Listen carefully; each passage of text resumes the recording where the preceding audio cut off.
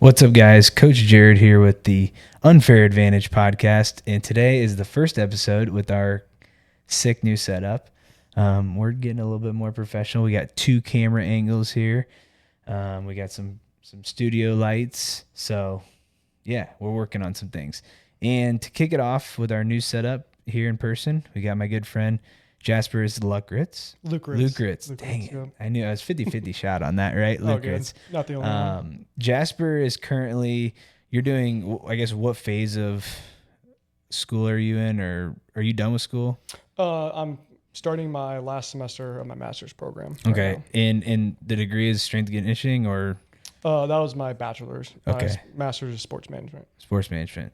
And what school are you? Go ahead and give us the backstory. So where did you go to high school? Where did you do your undergrad? Where are you at now? That kind of thing.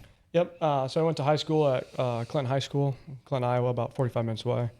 Then I did my undergrad at Central College, Pella, Iowa, just shy of Des Moines, about 45 minutes again. D3 out there. That's where I was strength and conditioning major, interned for 3 years out there with all the sports teams. And then I'm a GA in getting my master's done at Indiana State University. Okay, cool. So you're at Indiana State right now. And how long you got left there? Just till this summer. Okay. And then it's just wherever the job market takes you. Yep. Yeah. That's the life of the strength coach, right? Oh yeah. And then Jasper's also a national level Olympic weightlifter. So he has, a similar background to me in that. And I think we can relate on a lot of things like training wise and philosophy wise coming from that same background. So it's really cool to have him on today. So the big thing that I want to talk to you about is kind of the difference that you've seen in, now you've kind of been in this public setting, this this school setting where you're going through, you're working with lots of different sports teams, right? I think where did you first start out working? Like when you were at Central, what were the teams that you worked with there? Yep. So when I started, I was kind of like limited because I was still wrestling at the time for the first semester that I was interning. So. But the whole time I worked with football, women's soccer, volleyball, men's basketball, track and field, cross country. Pretty much every team out there that trained I worked with. So. And do you think is that more at like smaller schools, D3 schools, where you're working with like a wider range, and then when you get to like a bigger school, it's like, hey, no, you're just the strength and conditioning coach for this program? Yeah, for sure. That's one of the benefits of going to like a small school. I got that experience like right away when I was new to it. At Indiana State, I've kind of, I guess, quote unquote, lost some teams, but my responsibilities increased with the teams I've had. Right. So now I'm with softball, women's soccer, and then I assist with football as well. What do you prefer? Do you like working with more teams, or would you rather, or I guess does it depend on what team you're working with, right? Yeah, no, that's $1 million question. I think honestly, I like working with everyone. I love the variety of working with different teams. It can get very like routine and like dry sometimes if you just work with the same team over and over. But for me, my preference, I like working with like all sorts of athletes, And I think that kind of brings us to the point that I think a lot of athletes miss, and they think that everything, it needs to be super specialized like to their sport. And it's like, don't get me wrong, there are definitely things that need to happen, especially in season, right? There's a lot of tweaks that need to be made, but there is a base, right, that transfers sport to sport most of the time, right? And I mean, a lot of exercise selection does. A lot of time, we talked about this earlier today, it's load management, it's volume management. It's not as much like, I think everybody always thinks of difference in sport being exercise selection. I think that's like the biggest thing, which not saying there's no difference, but like sometimes that's not the only, that's not like I'm sure you have everybody do some sort of squatting, right? No matter what they're doing. You might vary it a little bit based on, sport to sport, but it's the movement pattern of a squat is always going to be there. But load management, intensity management, might be different based on the needs of that sport, right? Yep. So like a golfer, right, swings a club one time really fast, right? So their training is probably going to look a little bit differently than a cross country runner, right? So yeah, let's go ahead and dive into like what have you kind of noticed the difference being between like what's the biggest thing you have to change for your athletes when it goes sport to sport? So I mean, kind of like you just touched on, I keep everything pretty simple, pretty basic. I just modify kind of like those weaknesses or like weak points here and there. And you're waiting to see kind of what the team has as a weakness in general, like, or each athlete, you're like, okay, you need this, you need that, or it's just, is it more of the team? It's more of a team setting. All right. I mean, my biggest group that I've had so far is like 30-ish athletes. So, I mean, that's the quote unquote unfortunate part of it is like, I just kind of gotta work with everyone. Well, and you hope by the time they get to college that they would have a good background to where maybe you don't need to spend as much one-on-one time with them. We know that's not always the case, right? Exactly. Unfortunately, they're just not all high school programs are created equal. And some athletes do stuff outside of school, right? And some don't. Like for me growing up, my dad always used to say, like, it ain't about what you do in practice or in the school, it's what you do outside of it, because he would be like, every single kid on every single team, now granted this is like probably more basketball related, but he would say like, you all have a 3-hour practice every single night. Like that's just what it is. Like every team in the conference has the same thing. All the kids on your team have the same practice. So why are some kids better than others? It's like, one, probably the intensity at which they do that practice, right? And then two, what they do outside of practice. For sure. Right. And so anyways, you hope that a lot of these kids have that coming in. It doesn't always work that way, right?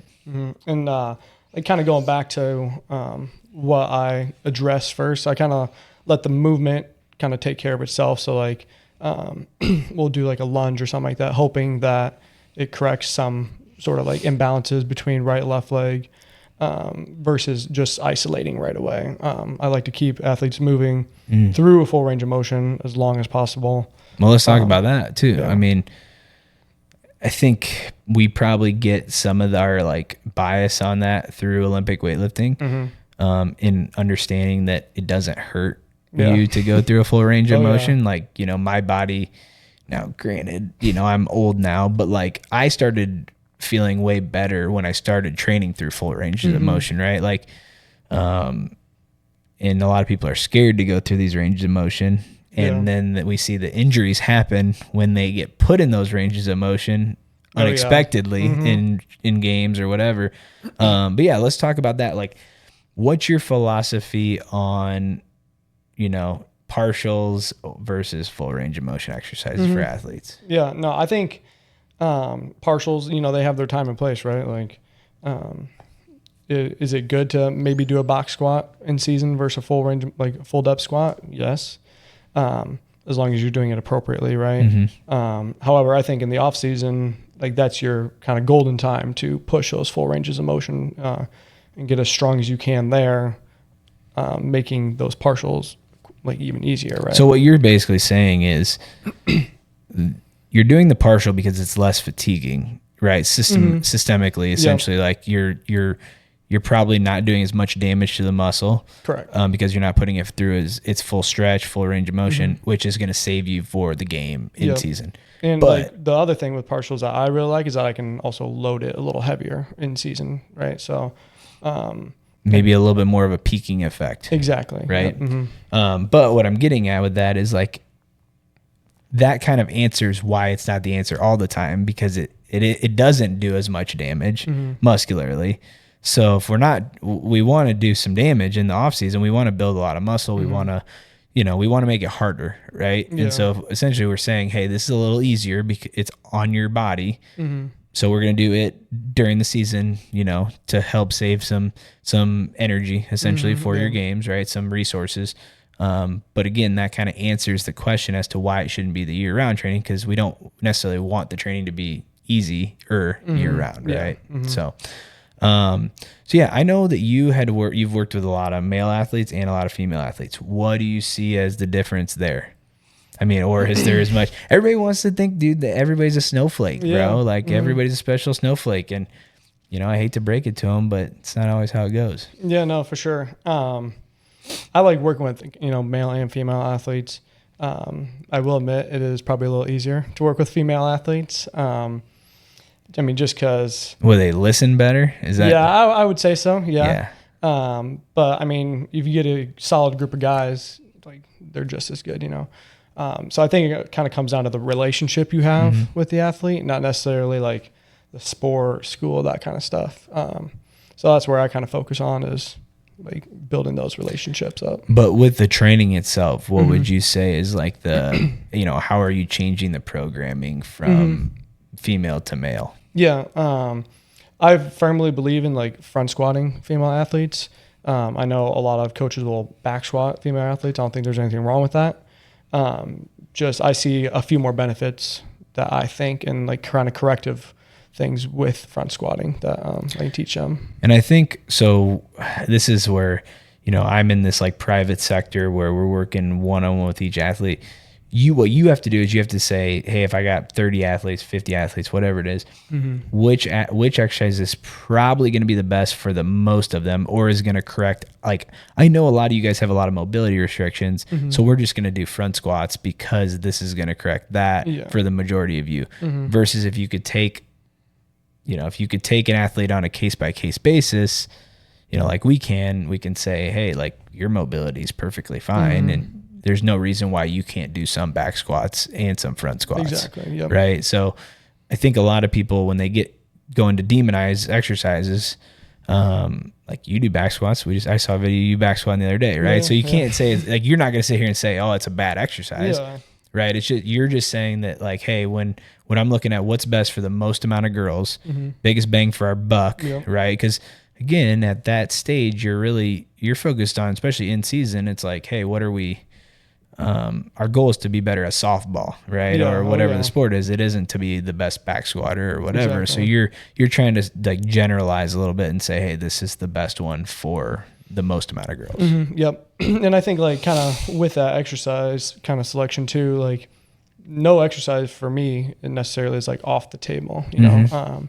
How I just think we got to get to that point, right? Like there are a handful of girls, you know, that of any team I've worked with that could back squat, that I feel like really comfortable back squatting. But again, however, like the majority of the group, right? That's what I'm kind of working with. But you know, once I get further into the field and more comfortable with the profession, then I can kind of, you know, separate that out, like developmental team kind of training, and whatnot. But right. And like, for example, I think a lot of people never see deadlifts on it's very rare to see them in a high school strength program. It's very rare to see them in a college strength program. And then they come to rep and we do a lot of deadlifts, and they're kind of usually like, you know, I thought deadlifts were bad. And it's like, I'm probably going to slightly disagree with your coach if that's the way he's prefacing them to you. But it's mostly about, I'm going to give the coach the benefit of the doubt and say, he's trying to do what's best for the most amount of people, right? In the time that's allotted. And he's saying, hey, I don't have the ability to coach it properly or coach it effectively over, you know, safely with 30 people at a time. So we're just going to avoid them. Right. And so, that's where, again, I think that we have the value where we provide a little bit more value is we're saying, hey, if you do want to do deadlifts, which have a great benefit, you know, in a lot of different ways, we do have the resources to work on you with you one-on-one or in a very small group and make sure that every rep looks really good, you know, and that the load management is correct. Because at the end of the day, that's what makes a deadlift unsafe, is that it's very easy to not use a correct load. It's very easy to load it up heavy because it's such a simple exercise. You just pick it up and, you know, set it down. So it's very easy to like overload the exercise, where like a squat, if your core breaks down, right, like you'll miss the squat, like you will fail the squat, right? Especially if you like a front squat. Right? Yeah, if you fold over, you'll miss it, right? Versus a deadlift, you can round over and still make it. right?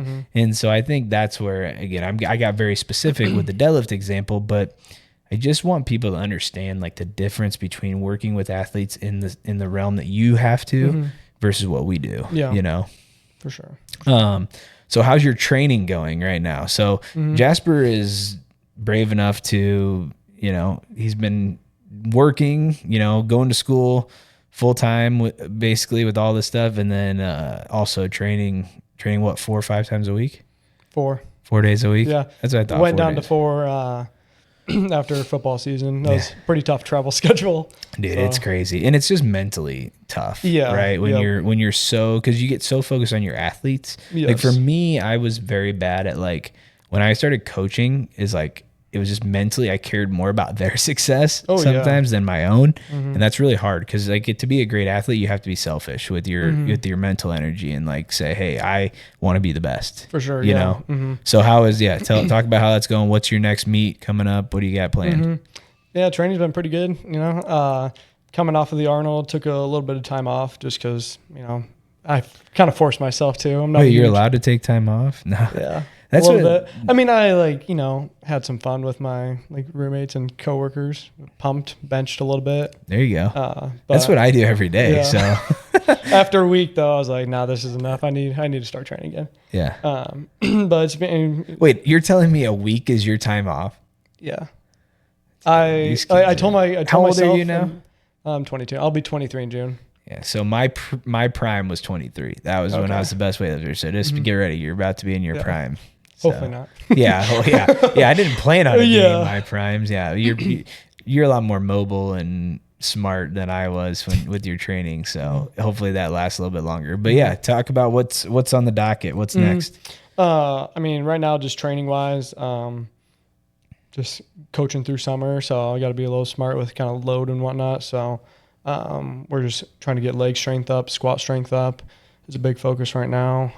And then once we get into the fall, kind of see where meets are. But hopefully, you know, depending on job wise and whatnot, AO finals would be a big one for me. I'd like to do that. So have you qualified yet? Yeah, I qualified. Okay, cool. Yeah. Is that red light on that camera? Yeah. Okay, cool. Just let me know if it's ever not on. That means we're screwed. Okay.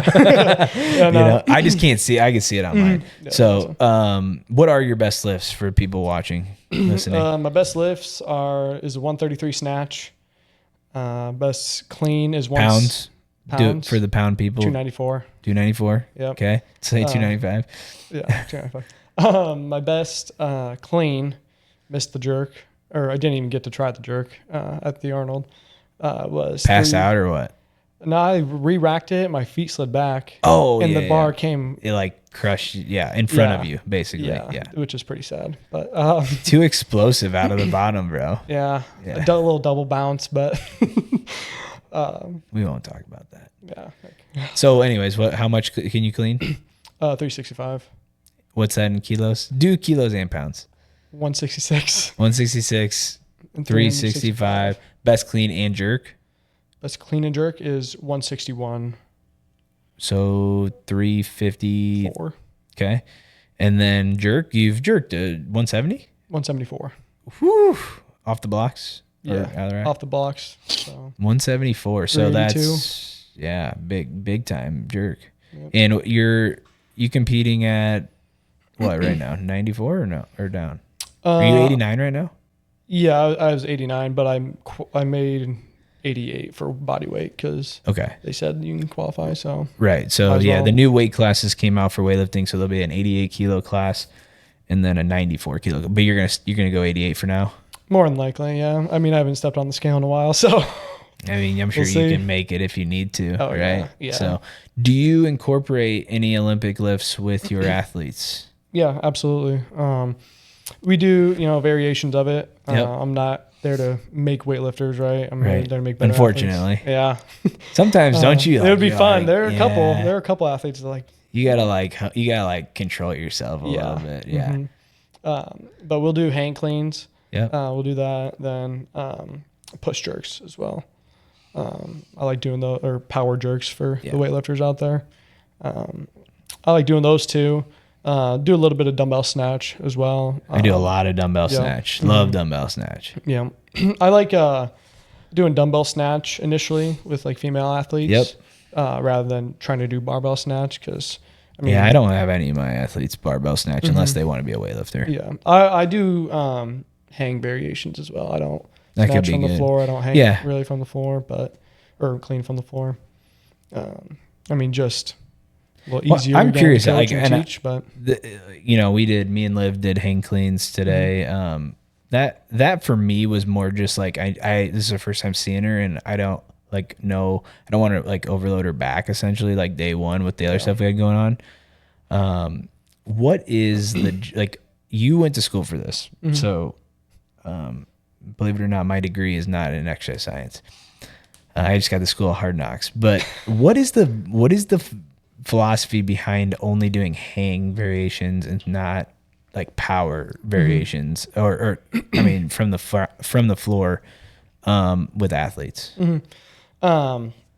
So kind of how I see it and was kind of taught is that it's more so like a regression from the clean, right? You kind of start in that like neutral jump, load position, load down like you're jumping, explode up, strong catch. So it's more specific to like a jump, basically, is what they're saying. Yep. That, and then again, kind of like how you said, a little easier on the back as well.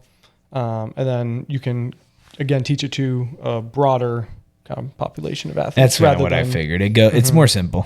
All right. I think that's what everybody, it's just simple. So then we can hit the ground running day one or like week one, right? Like we don't have to take 3 months to teach an entire team how to clean from the floor. We can kind of teach it, coach it super hard every day when we do it. Yeah. And then it's just going to keep Do you let your, these are all questions. Like I have an opinion, of course, you know me, I have an opinion, but I'm not judging. I'm just genuinely curious. Do you guys allow your athletes to use straps on cleans? At Central we did. Yep. Cause we would only hang clean. So, but it's all powers too, right? For hang power, right? Yeah, hang power. Yes. Hang power there. Yeah. Do you ever have an athlete though accidentally go into a full? Yeah. They're pretty grindy. Shit out of me if they had straps on. Yeah. I get a little nervous with it. Yeah. But have you seen that Zach Critch video? Do you know about that? I think so. Like, so Zach cleaning Critch, into the rack? No. So he was a 2-time national champ for USA weightlifting. I want to say he was like, maybe going to go to the Olympics. It's on YouTube. You can look it up. But he's been on podcasts talking about it. But yeah, he was using straps on cleans and he fell backwards and his elbows hit the ground and shattered both of his wrists and basically had to retire. Yeah. So yeah, it is pretty nerve wracking sometimes. Just because like I know what it can do, right? And you're doing it so you can do reps. Exactly. Yep. At Central, we would do like 3 to 5 reps. Like we do singles here and there, right? Like with the training. But like when we would test, it would be. It's funny and also the other thing is you guys are getting athletes who come from high school and never use the hook grip. Yeah, exactly. You got a theory on why that's a thing? Is that just they don't know it exists, or is it like a grip strength thing? Like not using it? Yeah.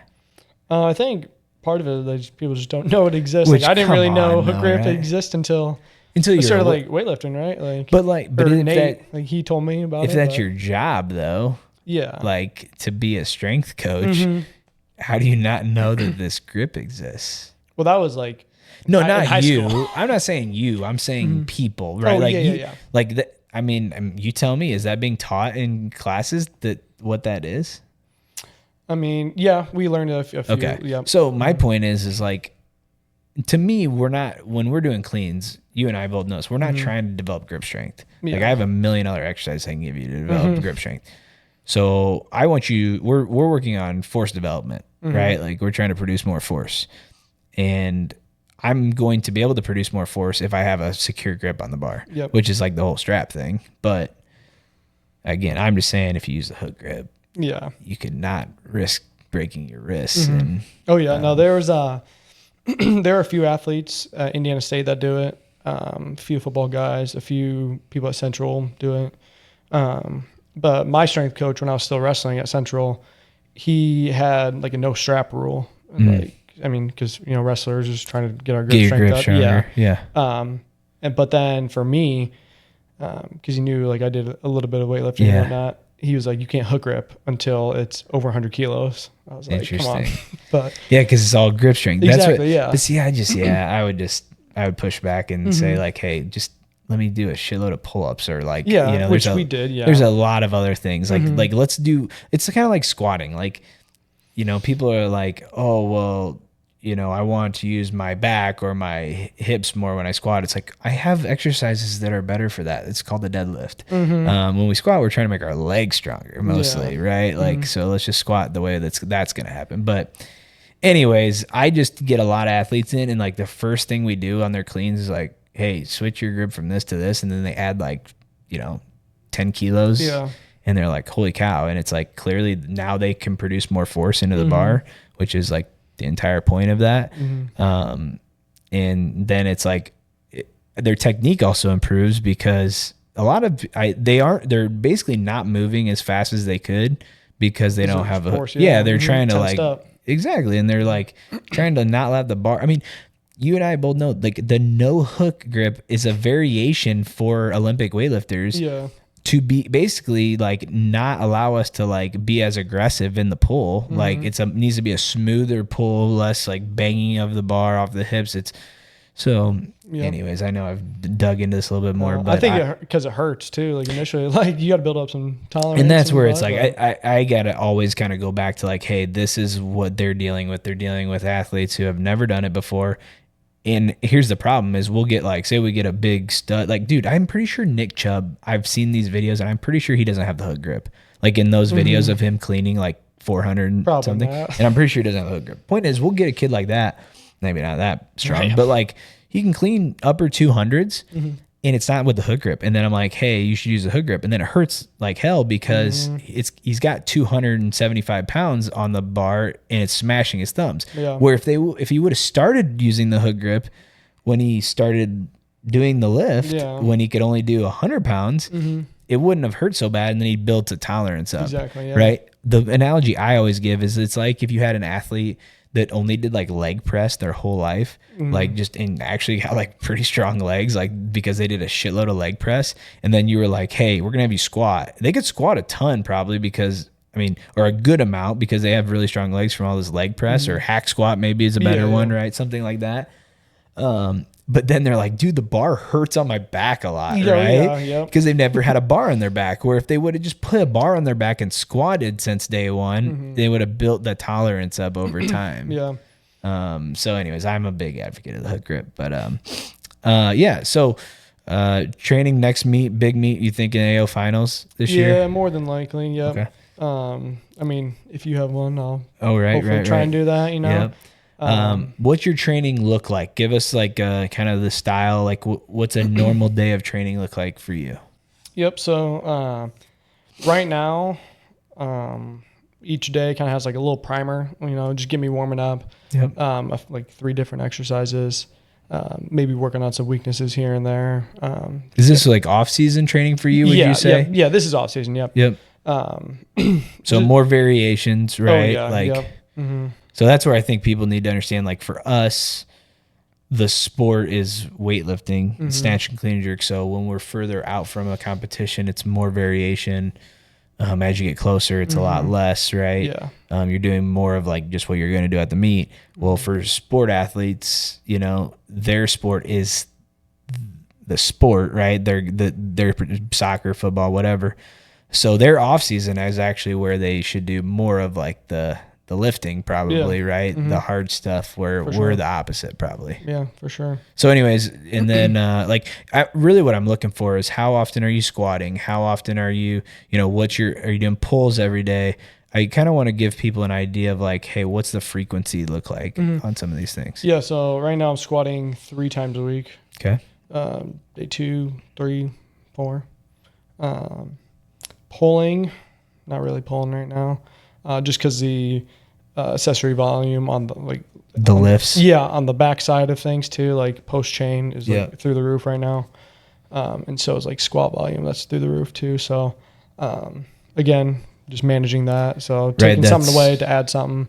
That's we were talking about that earlier. Every time my job here is to just dive into what you say. So like, we were talking earlier about really a coach's job, a big part of it is not exercise selection all the time. It's load management, which is like intensity, right? Like weight on the bar, and volume management. So, in volume and load, it doesn't happen inside of a vacuum, meaning like you're squatting, so your back is getting worked, right, when you squat. And so we have to take that into account when adding pulls, right? So what's the volume here versus what's the volume here? And so you're going through a phase of training, what it sounds like, where you're really focused on getting your squat up, your legs stronger, which your back does take a beating too, because it's right from all that squatting. So the pulling volume has to maybe take a hit. Then eventually, I would assume at some point, you know, you'll feel like, hey, maybe my pulling needs more work. The squatting volume comes down a bit and you do more pulling. Exactly. Right. Yeah. So that's kind of what that's looking like right now. The lifts, I'm doing those, you know, powers, fulls still, not really doing anything from the blocks or hangs or whatnot. But what, how do you feel like how differently would you train? Let's say you played football and wrestled in high school, right? Baseball and track as well. Four sports. Four sports. Dang. Okay. And then you wrestled in college, right? Okay. So, you know, looking back on what you know now, how would you have trained differently in high school? I would have started squatting full range of motion sooner. And just understanding like, hey, it's going to be really hard. Like I didn't really start going, full depth, you know, until like senior year when I was like, oh, that's cool. Like seeing people do a lot of weight all the way down, you know? So that's when I started doing that like seriously and all the time. I've always been like relatively decent at cleans. Like in high school, I power cleaned like 255. Did you guys do that in your strength program, or is that just something you decided you were going to do? No, we did it in our strength program. That's good. Yeah. You know? Yep. I really enjoyed it, you know? And then we did a little bit of jerks, but like obviously didn't go super heavy really. We didn't snatch in high school. I don't really remember dumbbell snatching. I didn't do any of these things in high school. I didn't lift weights in high school. I did curls sometimes. Nice. It's crazy. Like we didn't have any strength program, you know, and some of these smaller schools don't. Yeah. You know, they do have a much better strength program now at the school that I went to. But we didn't even have like athletic PE. It was just like, if you wanted to go lift with the football players, you could, right? And that was always the football players that like, you know, and they still were pretty much just doing bench and curls. Oh yeah. And squatting maybe a quarter of the way down. Yeah. Right. And I think going back to the squat depth thing, people don't squat deep because of ego, right? Basically they are like, I want to squat a lot of weight. Therefore I need to squat less deep because I know that I can do more that way. Right. And then I can say I squatted this amount. So they don't squat deep because of ego, but kind of what you were saying is why I think people should squat deep. And it's because of ego as well. Basically, what I'm saying is that squatting deep is really cool. And I want somebody to go, it's my ego is telling me, I want people to go, he can squat that much and he goes all the way down. Yeah. So the point is you just have to shift it can still be an ego driven thing. Like kind of like you said, it's like, hey, I thought it was really cool for people to be able to squat a lot of weight and go all the way down with it. Right. I think so. If you don't want to like, you know, let go of that, fine, just shift the way you think about it to like, you know, hey, I just want to tell people I squat this amount of weight. What I always tell my athletes is you don't want to post a video of you squatting and anybody be able to take anything away from that squat. Yeah, exactly. Right? You don't want them to ever be able to be like, well, you didn't go all the way down or no asterisks or anything like that. that. No asterisks, right? Like, and I tell them, you're not getting put on my Instagram page. I'll tell you that right now. If you squat halfway down, like I'm not posting that. So, you know, it's either all the way down or nothing, right? And I just think that can still be kind of an ego-driven thing is like, hey, like, no, I'm going to accept my ego hit in the short term so that I can have a bigger ego about my squat in the long term. Yeah, yep. And I think, like as a weightlifter athlete, that's my thought behind it. But then on the other side, like as a coach, and like that general team setting, like mine's parallel, right? Because I mean, again, I'm not in the one-on-one. I'm working with all sorts of people, all sorts of different hips, limbs, whatnot, torsos. But I mean, similar, like parallel or nothing. Like, so it's funny though. From my experience, parallel is harder to standardized than like all the way down. Like everybody get like, I hate when athletes ask me if they were low enough, because I'm like, you'll know. Yeah. Like your joints just stop. They don't they run into each other, right? Like, so for my thing is like, one, we work with mostly high school athletes, and if I'm being honest, like the mobility on them is usually pretty good. Like especially middle school, like if they've started young, and it's like, it's really not until you get older where your mobility starts to really take a hit. So from my experience, I'm not, again, not everybody, but most people, especially if you just start out doing some basic coordination, like goblet squats, like, they can squat all the way down, right? Full range of motion for them, which is essentially like a fully closed knee joint, right? Like, and so I'm just like, for me, I think it's easier to coach a squat all the way down, because I'm just like, instead of them always being like, was that low enough? Was that low enough? It's like, I mean, that you've never asked yourself that. Like, you've never done a squat and been like, hey, was that low enough? It's like, that was as low as my body could physically go. Oh, yeah. Trust me, I had 485 pounds on my back. If I didn't go as low as I could, it took you there, right? Yeah, like exactly, it pushed you down into that. So that's just my philosophy on it. I think like for me, like the easiest way, and like how we were taught at Central to teach it parallel, and like kind of where to find it, crease of the hip, below or at the top of the knee, like when you're down in that full range. However, we don't like limit athletes of like, hey, like if you had a great program, growing up, and you go all the way down, keep going all the way down. Like, we're not going to try and make you like fit a certain way. So I think that's what you just said, though, is a great way to define it for the coach to look at and say, hey, I'm looking for this. But how is the athlete able to see themselves? Like, are they in a mirror? Because like, that's what, when somebody says hip crease below parallel, I don't know what that looks like on my own body, right? I honestly, like, I couldn't tell you right now, like, what if I go half, like where that would be. I only know like where my body stops going. Yeah. You know what I'm saying? So it's like, you can tell that to an athlete, but then you have to be the one to tell them whether it was good or not. Yep. Right. Yeah. Oh yeah. But then they have to remember like the feeling of that. And then let's be honest, every single time they go for a max, it's about 2 inches higher than what it always is after that. Right. Typically. Yeah. Typically for like those 1 RMs and whatnot. Right.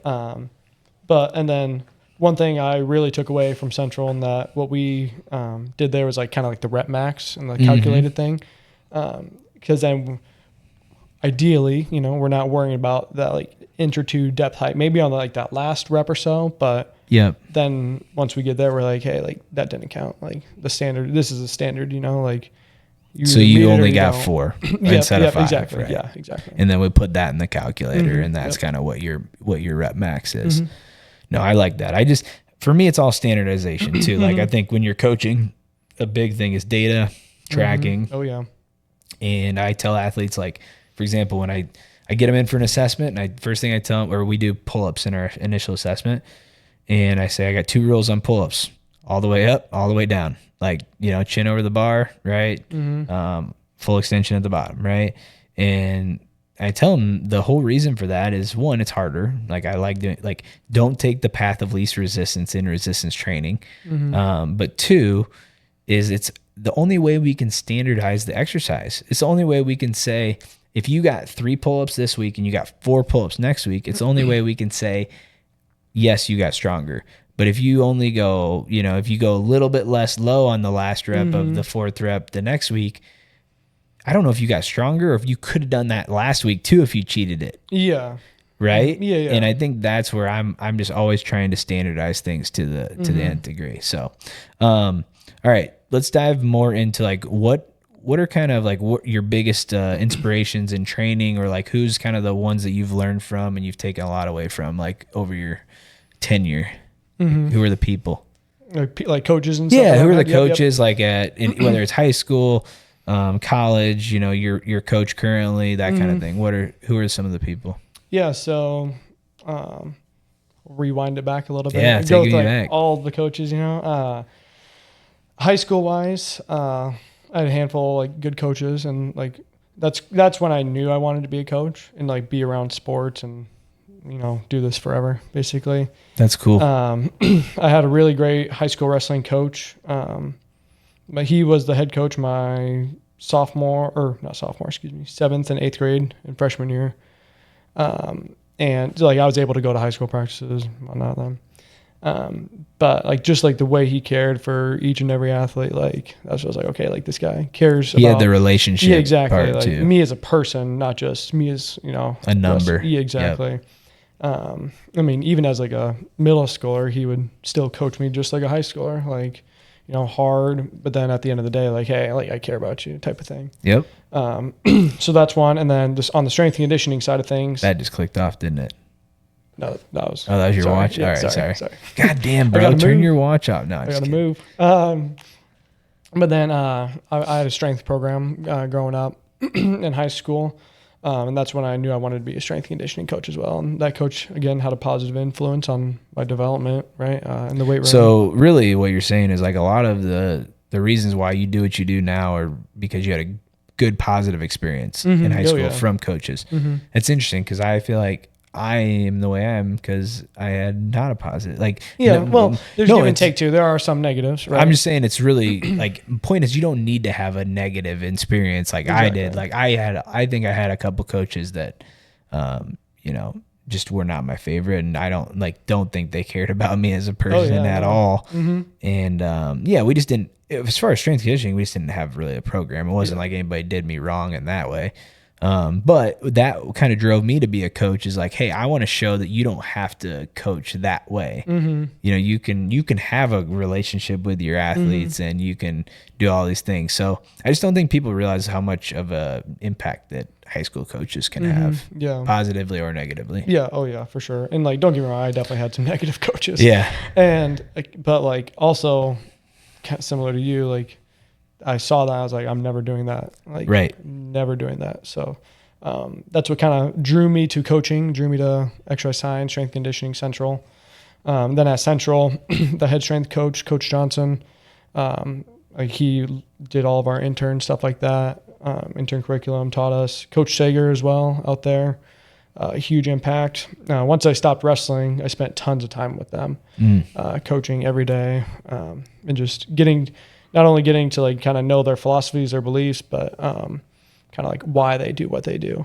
And again, the relationship aspect of it. Out at Central also, the head wrestling coach at the time, Coach Van Clay, he had a pretty big impact on me as well. Like kind of, again, building relationships and like in the team wise of like a sport setting and like seeing how a coach operates that way. And then a couple of the assistants out there as well had a pretty big impact on me. Yeah, coaching is not just X's and O's, right? It's not about your knowledge, not necessarily just about how much you know. It's how you communicate it, and are you able to communicate it effectively? And like you were saying, you kind of learned how to manage athletes in a group, right, from them. And I think that's a whole nother skill. Is like everybody. I mean, it's easy to coach a kid one-on-one, right? It is. We do like semi-private training. And that's up to 6 athletes. And even that's a lot trickier than just one athlete, right? Oh, yeah. But 30 is a whole nother ball game, right? And I think that's where you have to learn the specific skill set to do that. Yeah.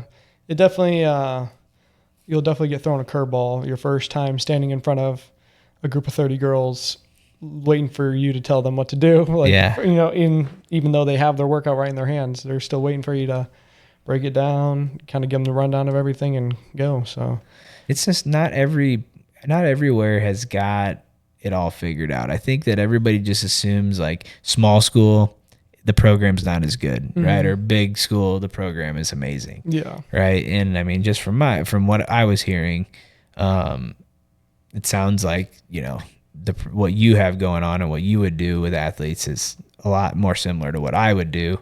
Than what she's doing. So, I guess why do you think that is? Do you think that's because people are just getting hired based on like degrees and kind of like connections? Hey, like, oh, I interned at that school or I went to that school. Like, why do you see that? I think maybe a little bit of degrees and connections, but I mean, like connections, everyone's got those, right? It's what the connections say about you and that really matter, right? But yeah, I think part of it too is like at the level, like not necessarily scared to train hard or push athletes, but maybe understanding like, hey, this is an elite level softball player. She's here to play softball. Like, I just need to get her ready to play softball. That's a good, I think you should touch on that a little bit. Like you said to me earlier, is like a lot of strength coaches that you think at those bigger schools or just at that level are more just trying to make sure that they never get hurt in training, right? And it's like everything is very safe. They don't want them to be too sore, I think, because if they're sore, then it's tricky to practice their sport, right? So I think maybe they're overly cautious in certain ways, would you say? Yep, I think possibly sometimes coaches can be overly cautious. But I also think that if you have a good enough relationship with the head coach and can defend yourself, that you can work around that, right? Like, I'm thankful, like at Indiana State and at Central, the coaches valued the weight room.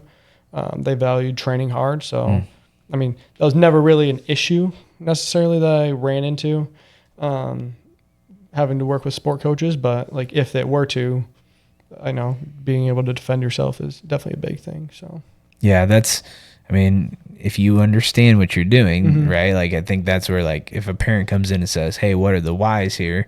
It's important that you're able to say the whys are huge. I mean, they kind of are everything. And if you can't tell the whys, then you really probably shouldn't be doing what you're doing, right? But I think you'd be surprised. And people can use jargon, right? And it's like, oh, I don't understand a word he said, but he must be smart because he used a lot of big fancy words like RPR, a lot of acronyms, right? A lot of acronyms that sound cool. I think there's a time and place for some of that fluff stuff. Yeah. Feel good.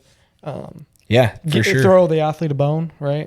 Dude, I'm way bigger on that than I used to be. And you probably still think I'm big and like old and stuck in my ways, but I'm getting more like, all right, if that's what you want to do, and that makes you feel like you're stronger or faster or whatever, then let's do some of that. Because at the end of the day, that's going to keep you motivated, right? And it's going to keep you coming back. And then it's going to keep you doing more of the things that I think actually are making you better, right? The give and take to it, yeah. Right. But at one point in my training, my coaching is because I came from a background where there was no fluff. There was no fluff. Like if it was stupid, we just didn't do it. And it was you were told it was stupid. Like we're not doing that. Like, that I was very like, no, that's stupid. Like, and here's the thing, it's there's always, if you're ever doing something, there's always something else you could be doing. Right. And so that was always my thing is like, they're doing this. Well, they could be doing this. Yeah. Right. But it's like, again, they like that. It makes them feel good. It makes them, it's fun because a lot of the stuff that we do is not fun. Right. So it's like, hey, they have fun doing these weird banded sprints or something like, there's maybe marginal benefit to it, but they like it. Yeah, exactly. Cool. So we always talk about at the end of every podcast, like we call this the unfair advantage podcast. And it's kind of like the idea is that there are a lot of unfair advantages that everybody like in life, right? Like everybody's got their own, things they're born with, right? Things that, opportunities that have been presented to them that haven't been presented to other people.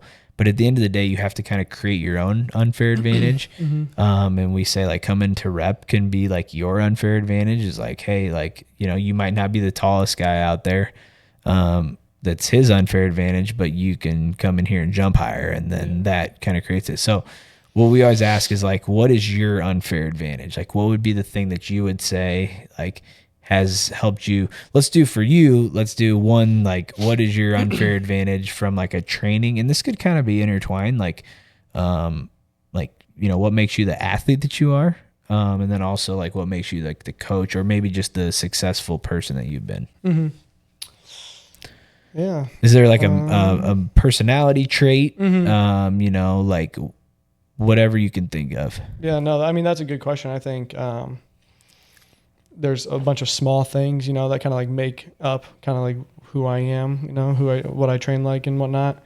But I think at the end of the day, like training wise, part of like my unfair advantage is that I'm willing to do some really hard things and like go into some like really hard training sessions. I'm willing to suffer a lot for whatever like it takes to get to where I want to be. I know like a lot of athletes saying like do that, but yeah, I'll go that extra mile. And when it comes time to performing, I know I went that extra mile. So. And that's where you derive your confidence is from the work. I think that's where I see like the best athletes. They put in a lot of work. And so then when they get out on stage or whatever the, sport is on the field, they're relaxed relatively because they know, hey, I worked harder. And I always compare it when I was in college, I definitely was not the smartest kid. And I used to get really nervous going into tests. And then I was like, I would do the test. I'd be really nervous. I'd do the test. And then I talk about the scores with my buddies or my classmates. And I got like better scores than them every time. And I'm like, they are way smarter than me. Like their ACT scores were way higher than mine. But what I realized was like, they didn't study, and I studied a lot, like because I had to prepare really well for it. So what I started doing was I was just like, I'd go in there and I'd go, okay, like I feel like I'm smarter than about half of these people. And I know I studied harder than the rest of the other half. So I'm probably going to do pretty well on this. Right. And that gave me confidence and I stopped getting so nervous about, because I think that's the other thing is like, you're strong, like dude. So it's not like you're not, what's his face? Like, what's that guy's name? Ferguson, Colby. Ferguson. Yeah, you're not Colby Ferguson. Yeah, no. Right? Same with me. Like we're both strong. I think we have genetically, we're strong guys, but we're not, the most naturally strong guys. Yeah. So you kind of go into it and you're like, well, I'm stronger than half these guys naturally, and then the other half I work harder than, that I put in more work. Yeah, and kind of like what you just touched on there, like a little bit like with your friends who like may have been smarter. Like for me, a big thing in undergrad. And like kind of leaving high school was like surrounding myself with like-minded people. I think Central does a great job of that. There's just a bunch of like-minded athletes, student athletes, the internship program, like we all want to be great.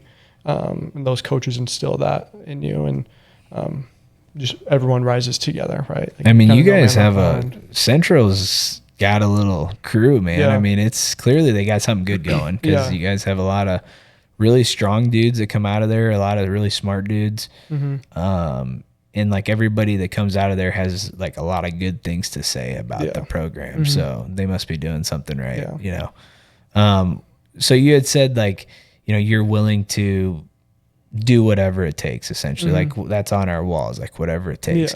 And really for me, like I know you said like a lot of athletes say that they'll do that. They'll go into these dark places. What I say is like they don't draw boundaries. They don't set boundaries on themselves. And when we talk about that and like, if you go to see a therapist or, something in life, a lot of people, a lot of self-help will say like you need to set boundaries, right? Like you're not going, if you're a business owner, you're not going to take calls on a Saturday at 2 p.m. Like you don't do it. That's a boundary that you set. Or in your marriage, you set boundaries. For one of the reasons that I think that our gym has been successful is I don't set a lot of boundaries. Like I do what it takes. If somebody calls me at 2 p.m. on a Saturday and I'm free to answer the call, I'll answer the call, right? Because that's what it takes. Not because I shouldn't have to. Of course I shouldn't have to. Like, but what does that even mean? Like shouldn't have to. Like why am I entitled to that, right? So I think my point with this is people go into training and they go, well, that guy only trains, a few times a week. For example, Olivia Reeves right now is very popular. She trains 4 days a week, right? And she's the best Olympic weightlifter. Now, I do think there's a lot of people that were overtraining, myself included. And I think there's a lot to be said for, hey, train maybe smarter, not harder. Exactly. But just because she can train 4 days a week and get stronger and become the best doesn't mean that that's what you can do. Exactly. Yeah. Right. And I think that so people set these boundaries on like, I think it's very common for like high school kids or just Gen Pop too is like, I don't train more than an hour, right? Or like 45 minutes or whatever. and I don't squat more than once a week, right? Mhm. And like you had said, you're squatting 3 times per week Yeah. right now, right? There's been times I've squatted 6 times per week, Mhm. right? So, I just think that people set these boundaries on their training and what they're willing to do, and it's like, okay, that's fine, but then you have a ceiling, and that is your genetic ceiling at that amount of training essentially is what it is. If you want to get better, you're going to have to train a little bit harder or a little bit more and unhook some. Like I had to train a lot harder than a lot of people did to get to the same level as me. Yeah. But if I would have set a boundary and said, nope, I'm only willing to do what that guy's willing to do, then I would have been just way worse than all of them, if that makes sense. So Definitely very individualized, and like you have to know yourself too. yeah, you got to know what it's going to take for you to get to the next level, not what it's going to take for your friend or whatever. It's like, and that's what, like, I think we talk a lot about being process driven and goal driven and stuff. And I go back and forth all the time. And I think it's good to have both. But I do think having a goal and an outcome is important, because if you're only process driven, then you might get caught in just doing the same thing everybody else does, right? Because that's the process. Just go through the process, right? I think that that's very sexy for a coach to say, like, hey, this is the process. Just trust the process. Do the process. I say that all the time, right? People say that. The problem is that process might not work the same for everybody. And some athletes are going to have to train a little harder than others. And some athletes, like, might have to train or not have to train as hard. Yeah. And that's great for them. Right. But I just think that you have to decide what's your goal, right? What's your goal first? If your goal is to be, a Division I athlete, then you got to do what it takes. Right. Yeah, for sure. And to answer the other half of your question, kind of like on the coaching side of things, my unfair advantage, I would say my willingness to serve like athletes, like unconditionally, go above and beyond. Yeah, yep, in all aspects, right? Like not just in the weight room. I'm going to be available for them, kind of like whenever they need, kind of like how you said with the gym. And then additionally practicing like what I preach. I always tell my athletes, I'm not going to make you do something I haven't done or wouldn't be willing to do. So that's one. So you said you don't basically set boundaries with your athletes, as I'm sure there are some, and you'd like to, but it's, again, you will go above and beyond the boundaries that maybe the normal strength coach would set as, like, hey, you don't contact me outside of these hours or whatever. Right. Like, so I think that's a huge thing. And then this is a big one, man. I think we could talk about this. Is like, I think a lot of people don't understand that, like, practicing what you preach is in my opinion, it's a big deal. I think I know for me, I would not be the coach that I am if I didn't compete and train as hard as I did, because I have just so much more relatability to the athlete. I have so much more context that I can pull from, like, what I'm doing. When you just read a textbook and, like, say, hey, go do this, like, it's just so theoretical. Yeah. And there's just, like, there's situations that you will not be able to relate to and understand unless you kind of go through the training yourself. So in my opinion, I know a lot of people are like, well, just because you're a good athlete doesn't make you a good coach. No, but training like an athlete, I think, gives you a lot of context. Yeah. Yep. It helps you relate and kind of create those relationships. So cool, man. Well, thanks for coming on. Next time, when are you going to be back in town? Probably not until if we do a meet, maybe. Maybe next time. I talked to Nico, and he said maybe we can get you guys all on. We could do like a Zoom one or something. Yeah, that'd be really fun. Yeah, I'd definitely do that. Maybe a couple times here in the summer I'll be back for the weekend or something. Okay. Well, text me if you are, and if Nico's in town, maybe we can swing it all. Oh, yeah, for sure. Cool. Thanks, dude. Awesome. Yeah, no problem.